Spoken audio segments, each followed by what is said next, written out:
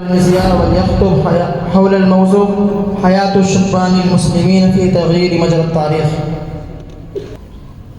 الحمد لله وحده والصلاة والسلام على من لا نبي بعده. أما بعد، يقول الله تبارك وتعالى في القرآن المجيد عن أصحاب الكهف: إنهم فتية آمنوا بربهم وزدناهم هدى وربطنا على قلوبهم إذ قاموا فقالوا ربنا رب السماوات والأرض لن ندعو من دونه إلها لقد قلنا إذا شططا. رئيس الحفلة المبجل، حضرات الحكم، وإخوة الأحبة، أريد اليوم أن ألقي أمامكم خطبة وجيزة حول الموضوع المحدد: حياة الشبان المسلم في تغيير مجرى التاريخ. أيها الإخوة، حينما نتأمل الكون الذي نعيش فيه نجد أن مستقبل الإنسانية رهن بطموح الشباب إلى المثل العليا، ولا شك أن الشباب هم مستقبل الأمة ومستقبل العالم والإنسانية، وأن لهم دورا هاما في تغيير مجرى التاريخ. أيها الإخوة، لأن الله سبحانه وتعالى أعطاهم من القوة البدنية والقوة الفكرية ما يفوقون به على كبار السن، وإن كان كبار السن يفضلونهم بالسبقة والخبرة والتجارب. أولئك الذين خاضوا في معارك والحروب وقرأوا السلاح بسلاح الأعداء وفتحوا البلاد بعد البلاد وهزموا الجنود بعد الجنود وتنفسوا الكروب عن المسلمين. هم الذين بلغوا دين الإسلام الشامل الكامل ورسالته الخالدة المعجزة من المشارق الأرض إلى مغاربها، ودعوا عباد الأصنام والأوثان إلى عبادة الله ذي الجلال والإكرام والسجود له والاستعانة به والتوكل عليه والخشية منه، وأنقذوا المجتمع الإنساني من الانهيار الخلقي وخلصوه من الدمار والتعاسة.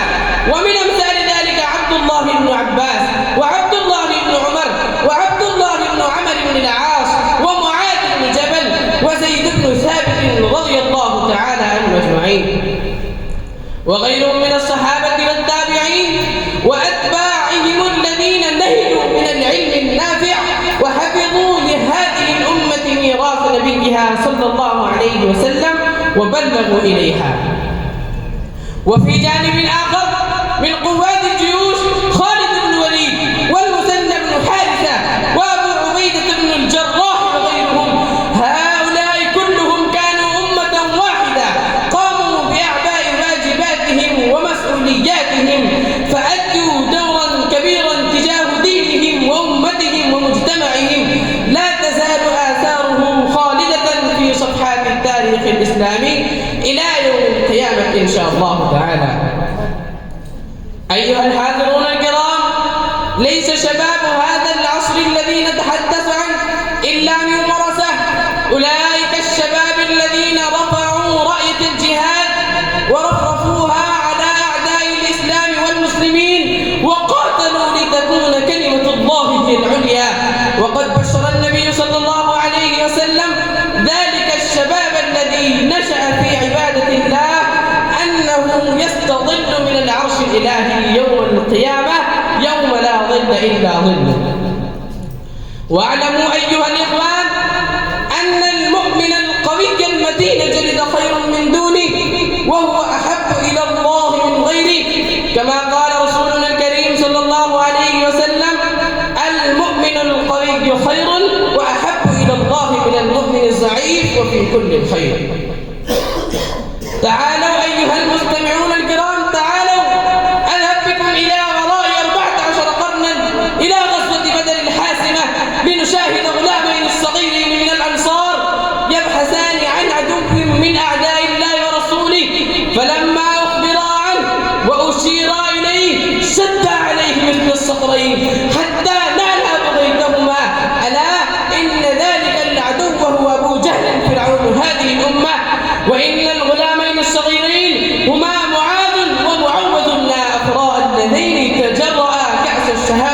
دائما في نفس المعركة. ولا يفوتنا في هذا المقام دور الصحابي الجليل مصعب بن عمير رضي الله تعالى عنه، الذي نشأ وترعرع كأبناء الأمراء والملوك في الذوق والبذخ والتنعم والرخاء، ولكنه بعد اعتناقه الإسلام أبلى بلاء حسنا في غزوة أحد حتى استشهد رضي الله تعالى عنه. وهذا محمد بن القاسم الثقفي الذي فتح السند وهو ابن 17 سنة. وكذلك نجد أمثالا كثيرة من الشبان الأقوياء والأبطال والفرسان الذين تركوا آثارا خالدة في صفحات التاريخ الإسلامي إلى يوم القيامة إن شاء الله تعالى. وهؤلاء إخواننا الذاهبون الذين سجلوا تاريخهم المجيد بدمائهم النزيهة البريئة، فلا بد لنا أن نتصف بصفاتهم ونعتزي بأسوتهم ونمتاز بميزاتهم ونتسلح بسلاحهم ونحلي أنفسنا بحليهم. إذا فعلنا ذلك يكون النجاح حليفنا دائما. وفقني الله إياكم، والسلام عليكم ورحمة الله وبركاته. ما شاء الله. قد أعطي لهذا الطالب 500 روبية من شقيقه، فليأتي وليجد الجائزة. وبعد ذلك أقدم بين أيديكم اسم المساهم 13